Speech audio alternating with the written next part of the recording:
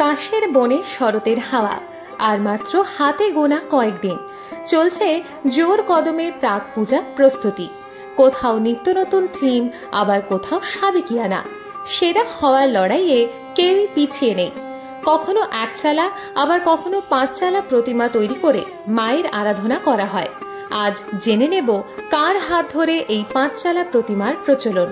1938 সালের আগে পর্যন্ত সব জায়গায় একচালা প্রতিমা পুজোর প্রচলন ছিল, অর্থাৎ এক চালচিত্রে থাকতেন দুর্গা ও তার সন্তানরা এবং সবার বাহন ও অসুর। 1757 সালে রাজা নবকৃষ্ণদেব তাঁর শোভাবাজার রাজবাড়িতে প্রথম দুর্গাপুজো শুরু করেন। 1909 খ্রিস্টাব্দে প্রথম বারোয়ারি পুজো শুরু করে ভবানীপুর সনাতন ধর্মোৎসাহিনী সভা। 1933 সালে কুমোরটুলি অঞ্চলের নিজস্ব সার্বজনীন পুজো শুরু হয়। মূলত কুমোরটুলির শিল্পীরা মিলেই এই পুজোর সূচনা করেন।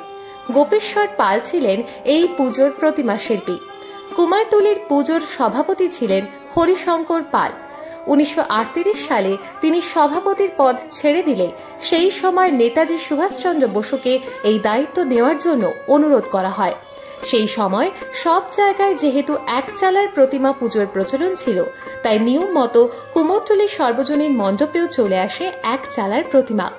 পঞ্চমীর দিন কোনো এক অজ্ঞাত কারণে মণ্ডপে আগুন লেগে প্রতিমা ভীষণ রকম ক্ষতিগ্রস্ত হয়। এক রাতের মধ্যে পুরো প্রতিমাটি গড়ে তোলাও খুব মুশকিল। তাই নেতাজি সুভাষচন্দ্র বসু এবং গোপেশ্বর পাল একসঙ্গে বসে আলোচনা করে ঐতিহাসিক সিদ্ধান্ত নিলেন, আলাদা আলাদা করে গড়া হবে প্রতিমা।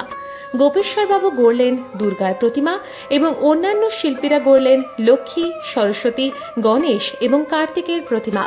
ষষ্ঠীর দিন মণ্ডপে নিয়ে আসা হলো প্রথম 5 চালায় পৃথক 5টি প্রতিমা। আর এইভাবেই নেতাজি এবং মৃৎশিল্পী গোপেশ্বর পালের হাত ধরে বাংলায় 5 চালা প্রতিমা পুজোর প্রচলন শুরু হয়।